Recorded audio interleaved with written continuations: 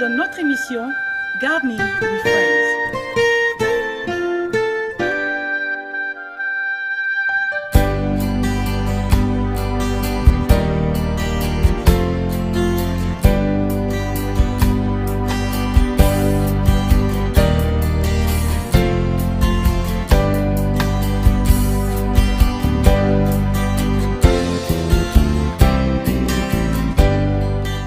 Mon nom est Eunise et aujourd'hui nous allons vous entretenir sur le jardinage, sur une plante, sur des plantes ou un légume. J'ai commencé à jardiner après la Covid parce qu'avec la Covid on a tous développé une passion et pour moi ce fut le jardinage. Et j'adore jardiner, ça me permet de m'évader, d'être en symbiose avec la nature.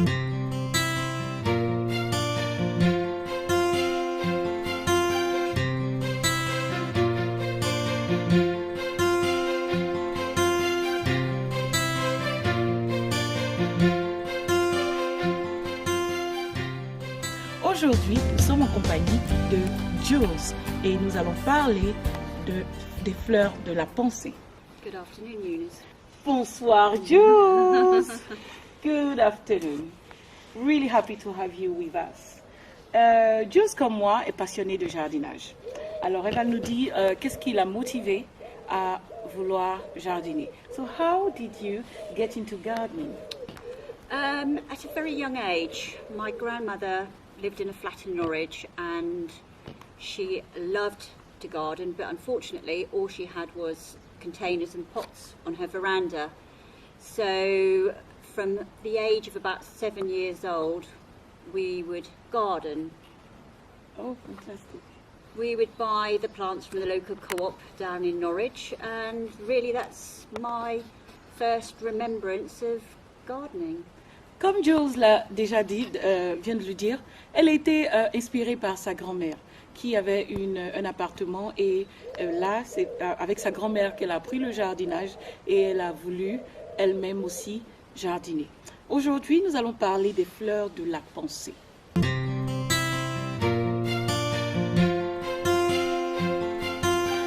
So, Jules, tell us what...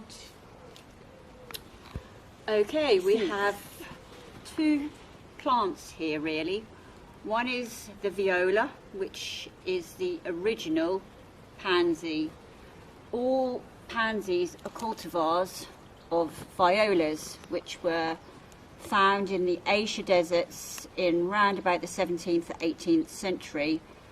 They were imported mostly by the rich, and we now have around about 400 different colours and names. Most people associate a pansy or a viola with romance. They were classed as when given to a girlfriend, not a betrothment, but she was his. It was all to do with the smiley faces that are shown on here. You can see the two bracts with the left and the right, and then the brack at the bottom with the smiley part of the face.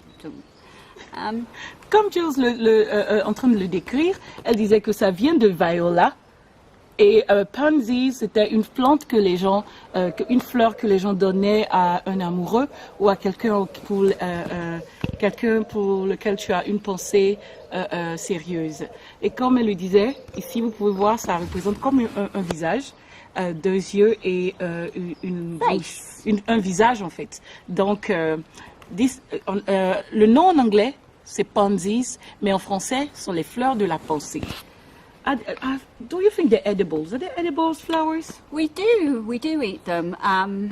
In a lot of the posh restaurants now, they put them on the top of ice creams and sundaes, and they have started floating them on the top of drinks. They tend to go soft, and you can eat and drink them. Oui, elle disait qu'on peut les consommer, elles sont mangeables. Ces fleurs-là, la plupart du temps, quand vous irez dans des restaurants, on les mettra au-dessus des aliments juste pour décorer, mais aussi elles sont consommables. Donc voilà. Une autre question, pour Jules. Comment les fleurs de la pensée poussent? Comment elles sont plantées? Comment elles grandissent? So this is a question for you. How do they grow? How do you take care of pansies? A lot of these particular plants tend to self-seed, so they get tiny little pods, which you can just see is coming here in this particular one. These tend to get a tad bigger than that, and then they will go brown and erupt. The seeds will erupt out of them, spreading them. Tend to go well in the cracks in pavements, etc., etc. When we're talking about plants that are being bought from shops, obviously they're grown in vast greenhouses in totally different circumstances. You will then get the varying colours. They will mix the colours to get another colour, whereas when we're at home, we just get self-seeded flowers. Right. C'est ce que Jules disait. Elle vient de dire que ces fleurs-là ont des grains. Donc le bourgeon là, le planter à partir de winter time, put in a greenhouse. Donc quand il fait froid, on va les mettre dans les maisons de jardinage, dans les serres à jardin, et elles vont pousser. Quand elles sortent autour de March time, April time, put them out, autour de mars et avril, elles vont commencer à pousser. Chaque année, elles reviendront encore. So, anything do you want to tell us about pansies? Pansies are prone to what they call winter rot, in that the stems will suddenly start to disintegrate, and this is probably due to overwatering. They also tend to get a lot of aphids to go after them and munch them away. As a plant, they're very, very hardy. You can throw them anywhere and they will just grow and grow. They tend to become spindly after a while as they get older. They will lose their more uprightnesses, like this particular one, because it's a new flower. This one has been in a pot now for probably about 6 to 8 weeks, so it's losing its height and beginning to drop. But they still have lovely, cheerful little faces. Oui, en effet. Jules nous disait tout à l'heure que ces plantes-là, elles sont attaquées par les aphides, et aussi, quand elles sont trop arrosées, elles ont tendance à mourir. Mais elles sont très faciles à entretenir, très très faciles, et elles sont très difficiles à mourir. Voilà, je l'ai déjà dit, très, très faciles à entretenir, très difficiles à tuer. Et ces genres de plantes-là vont pousser partout. Partout où vous les mettez, ces plantes-là vont pousser, et elles sont, voilà, pour les entretenir, c'est pas très compliqué. How did these plants came in the UK? How did they get in the country? In the 17th, 18th century, there was a great deal of rich people who were able to leave England and travel the world searching for different continents and different plants. Pansies originate from Asia, and they were first brought in by a lady called Lady Elizabeth Barnet, who started the cultivation of them. They're everywhere in the world, really, but this was originally where they came from, Asia. They had vast fields of them, and they were perfumed. We don't get perfumed pansies now. They don't smell. Ok. Donc les fleurs de la pensée originellement viennent d'Asie, et elles ont été introduites en Grande-Bretagne autour du XVIIe et XVIIIe siècle. Et c'est une dame Elisabeth, c'est elle qui a fait entrer ces plantes-là ici. Et elle disait tout à l'heure que c'était des personnes aisées qui avaient accès à ce genre de plantes, des gens qui voyageaient beaucoup, qui étaient aisés, qui ont pu avoir accès à ces plantes-là, et les ont introduites en Angleterre, au Royaume-Uni, et c'est comme ça qu'elles sont devenues maintenant des plantes aussi familières au Royaume-Uni. So, another question for you. How do you get Can you do your own Cross-pollination, cross-pollination and everything? hybrids. Can you? Personally, I think it's very, very difficult.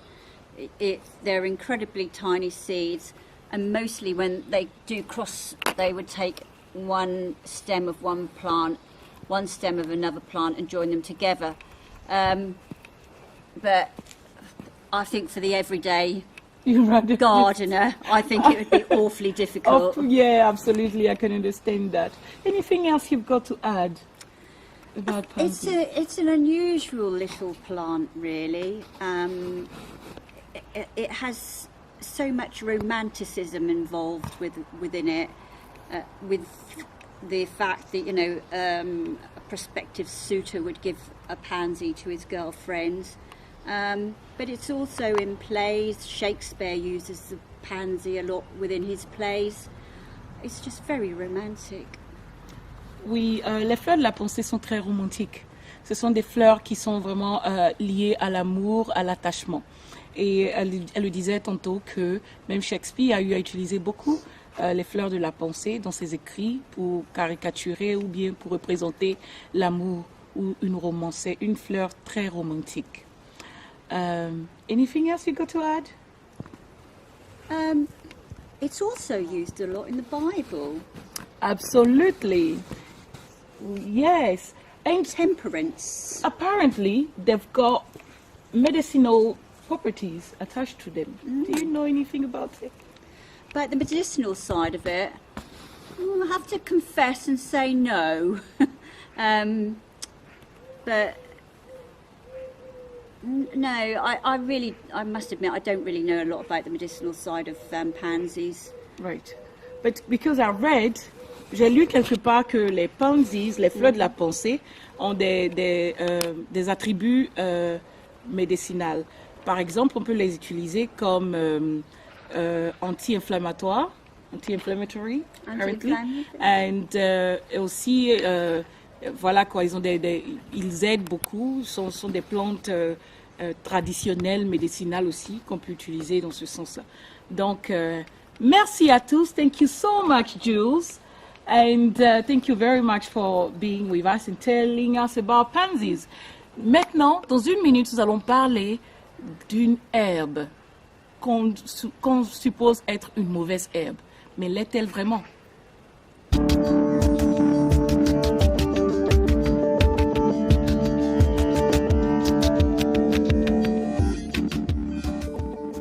Nous sommes de retour encore une fois pour parler, cette fois, de ce que nous appelons une mauvaise herbe. Mais souvenons-nous, une mauvaise herbe n'est pas en fait une mauvaise herbe. Elle a un mauvais emplacement. Parce que quand l'herbe est placée, elle pousse quelque part où on ne veut pas, elle devient juste une mauvaise herbe. Il n'y a pas vraiment de mauvaise herbe parce que Dieu ne crée pas les choses mauvaises en fait.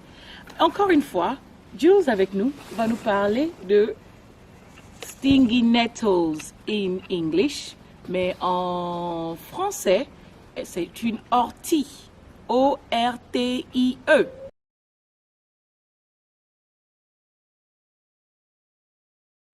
So, Jules, talk to us about stinging nettles. Well, the stinging nettle is the bane of an English gardener. Nobody wants them in their garden because they hurt. On the stem of a stinging nettle are very, very fine hairs called trichomes, and these are what actually, when you touch them, cause the stinging, pain, ouch. Absolument.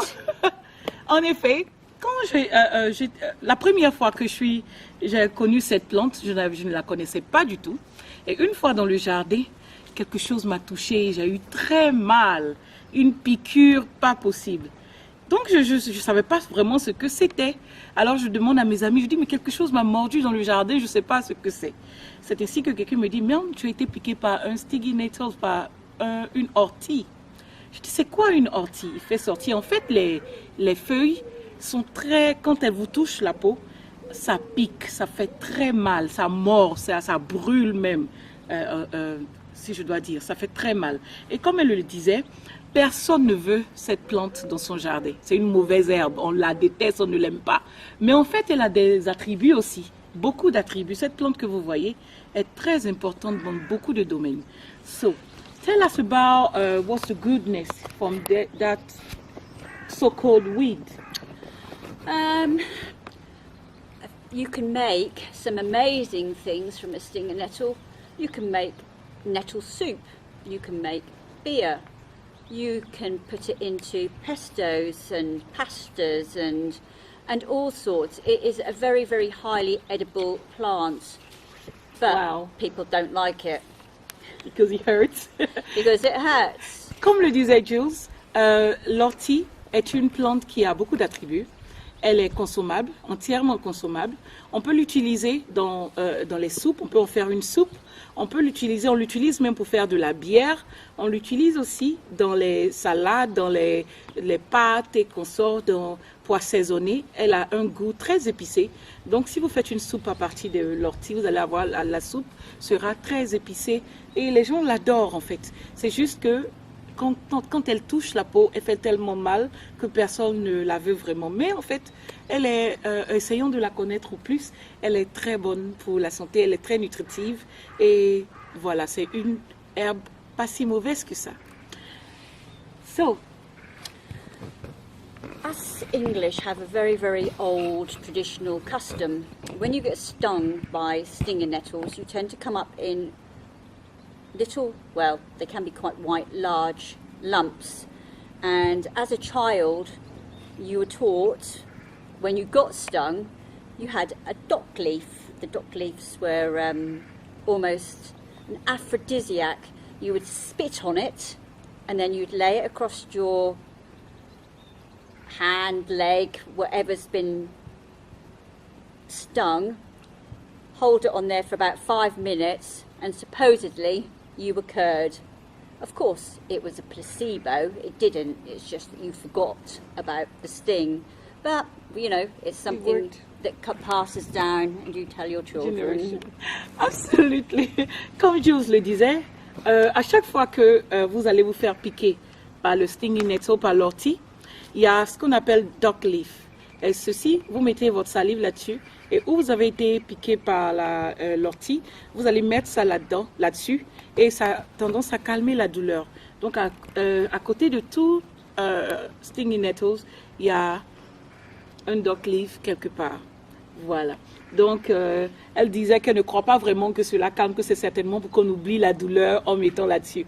Mais c'est un rituel qui était passé de génération en génération. Anything else you've got to add, Jules? I think it's like any plant that has that effect of going ouch. The stinging nettle is actually a fabulous plant for ladybirds. They absolutely adore it. They nest in it. There's also lots of aphids that will go to this particular plant that are good for nesting birds at this time of the year. So even though it may hurt us, it doesn't hurt nature, as nature adores it. Oui, comme Jules le disait, l'ortie, bien qu'elle puisse heurter l'être humain, faire mal à la peau, les animaux l'adorent. Vous allez voir que beaucoup de ladybirds, les coccinelles adorent l'ortie et aussi les oiseaux aussi utilisent pour faire leur nid. Alors peut-être qu'elle peut être nuisible entre guillemets, elle n'est pas vraiment nuisible pour l'être humain, mais c'est vrai qu'elle fait mal. Donc pour l'être humain, on a tendance à ne pas la vouloir dans nos jardins, mais elle est très bénéfique pour les animaux. Alors la nature adore l'ortie. So, thank you very much.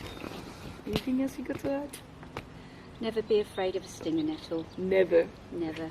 Elle n'a jamais eu peur de l'ortie, jamais. Alors moi j'ai vraiment peur de l'ortie parce que oui, à chaque fois que ça touche, oui, ça fait très mal.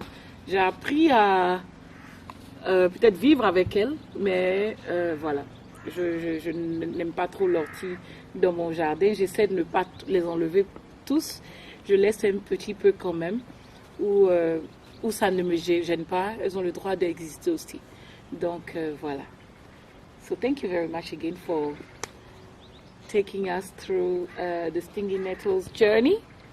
Et encore une fois, nous allons revenir tout à l'heure pour vous parler d'un légume qui est fascinant. À tout de suite.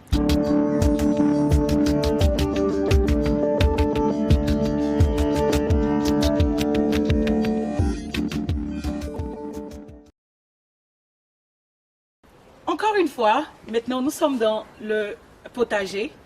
Voilà, le potager à légumes. Nous avons tellement de légumes ici, mais aujourd'hui nous allons nous focaliser sur un légume en particulier, qui pour moi est très important, très joli, a un véritable goût succulent. Il s'agit de kohlrabi ou encore chou rave ou chou navet. C'est un légume qui est assez facile, de la même famille que les brocolis et cauliflower ou chou-fleur.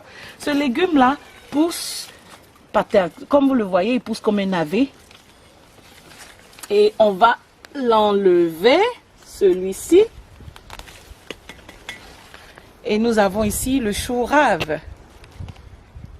Comme nous l'avons dit plus tôt, le chou rave est un légume qui est très facile à planter. Voici les grains. Nous avons les grains ici de chou rave. Ils sont plantés, vous mettez les grains directement dans le sol. Vous séparez peut-être 20 à 30 cm entre chaque grain. Et vous allez voir, ils sont très bons. Vous pouvez les planter pendant l'hiver. Ce sont certains légumes. Moi, ceux-là, je les ai plantés pendant qu'il faisait très froid. Donc, je les ai mis autour de février-mars. Et voilà, il faisait très froid et ça a pris du temps pour germiner. Mais avec le temps, ça a germiné, ça a germé, pardon. Ça a pris du temps pour germer. Et après, nous avons quelques mois plus tard, ça prend 54 jours. Donc, un mois et demi à peu près et c'est prêt. C'est vrai que pour moi, ça a pris un peu plus de temps parce que je les ai laissés dans le sol et je n'étais pas inquiétée. Ils étaient prêts depuis des semaines, mais bon, je me suis dit que j'allais les laisser pendant un moment. Donc, nous avons le chou rave. C'est très facile à planter, comme je l'ai déjà dit. Même les feuilles sont consommables. Vous pouvez manger les feuilles. Ça se cuisine. Vous pouvez cuisiner, bouillir d'abord ou encore le rôtir. Vous n'avez pas besoin d'enlever la peau. Vous n'avez pas besoin d'enlever la peau d'abord avant de faire. Parce que c'est déjà, vous pouvez le cuire comme ça. Vous pouvez couper juste, enlever la racine, enlever les feuilles et couper en 4. Et vous faites bouillir ou faites rôtir. Ou vous pouvez même le manger cru. Il a un goût un peu similaire au brocoli. Il a un goût très similaire au brocoli, aussi un peu à l'asperge. Mais c'est un fruit, c'est un légume très délicieux. Et vous pouvez l'avoir avec votre rôti, dans une soupe, comme vous le voulez. Ça prend un moment pour cuire parce que la chair est très dure. Elle est comme du bois même, en l'occurrence. Donc ça prend un peu de temps pour cuire. Donc vous devez autoriser assez de temps pour cuire ce légume. So Jules, do you know much about kohlrabi? No. Have you ever grown kohlrabi? No. Never. Never. Do you know, est-ce que tu sais que ce légume-là, this plant kohlrabi has been introduced in the UK in 1554. Yep. And is from South Mediterranean countries originally. Donc, comme je le disais à Joe, c'est un fruit c'est un légume qui a été introduit ici autour de 1554. Et c'est un légume qui vient du sud de la Méditerranée. Donc, aussi, voilà un autre légume qui a été introduit ici, dans ce pays. Donc, voilà, il y a quelques siècles de cela. So, Eunise, we grow from seeds Right. all the time, yes, all the time. As a new plant, how would you get your seed from this? Do you let it go to seed, i.e. it flowers? Is that how you would regrowth from your plant? Yes, I think that's how it will go. Yeah, I think if we go a little bit like broccoli, I presume, it will grow until it starts building its own seed, and then it will dry, and then you can harvest it And oui, comme Jules me demandait comment est-ce qu'on pourrait obtenir les grains à partir de ceci. Donc je lui disais que comme le brocoli, on va laisser tout ça pousser et ça va créer, quand ça va finir ça va passer son temps, la maturité va passer, ça va se retransformer encore je crois que ça vient d'ici, si j'ai bien compris avec mes recherches. Ceci va se retransformer maintenant en grains. Et vous pourrez recueillir ces grains-là et les utiliser, voilà, ces grains-ci, et les replanter encore. Donc c'est un peu comme le brocoli, a little bit like broccolis. Oui. And what is the taste of it like to eat? Well, it tastes a little bit like broccoli. Yes, it got the taste of broccoli. And John thinks that it's got also the taste of asparagus, a little bit in between them two. But yes. But it takes a long time because the flesh is quite hard, quite woody. So you need to allow a lot of minutes more than you will cook your broccolis. Let it cook, and then but the result is fantastic. You can also roast it. Is it a nutritionist plant? Absolutely. Yeah. Got loads of nutritions in there, loads of vitamins, and like broccolis, like the other one, turnips and all of that. It grows a little bit similarly, and it's really, really good for disease. You. Does it get many diseases? Well, the only thing I've noticed, again, it gets attacked by the usual suspects, the leaves and stuff. But I don't think it affects much the actual plant. Maybe what you should make sure of is that they don't get attacked before the bulbs start forming, because I think that's how it could get destroyed. And is it classed as a bulb? Like a turnip Good question. bulb? Yes, I think it is like a turnip bulb, absolutely. It does look like it. Yes. Pretty much, yeah. Yes. So, yeah, I think it could be classed as a bulb. Is it an exotic plant or is it just a normal plant now? Well, it's not quite. Why did I start growing this? I went to the shop looking for seeds to grow. And I thought, oh, this is unusual because I've never seen that before. I've never seen that in any shops. Yeah. And people don't grow it much. No. I don't know why. So this is my first time ever to grow this, and I was pretty impressed really with the result. Yeah. I wish they, sold that more in shops and stuff for everyone to get to know it. Et comme je le disais à Jules, ce légume-là, malheureusement, n'est pas très, très vendu dans nos supermarchés, n'est pas très connu, n'est pas très populaire. Moi, je suis tombée là-dessus, je suis tombée sur les grains quand je cherchais les grains à planter dans mon jardin. Alors, je me suis dit, celui-là, il n'est pas très, on ne le voit pas d'habitude, il n'est pas très habituel. Il est assez rare. Donc, je voulais l'essayer. C'est ainsi que j'ai commencé à faire pousser ce légume-là. Et j'étais très surprise de la bonne façon, très surprise. Et parce que c'est un légume très enrichissant, très délicieux. Et j'aurais souhaité qu'on le vende dans les supermarchés, dans les garden centers, partout, pour que les gens connaissent davantage ce légume-là, parce qu'il est très bon, très facile à pousser et pas très difficile aussi à pousser. Voilà. So, thank you very much again. Merci à tous de nous avoir suivis pour cet épisode de Gardening with Friends. Aujourd'hui, notre invité, c'était Jules.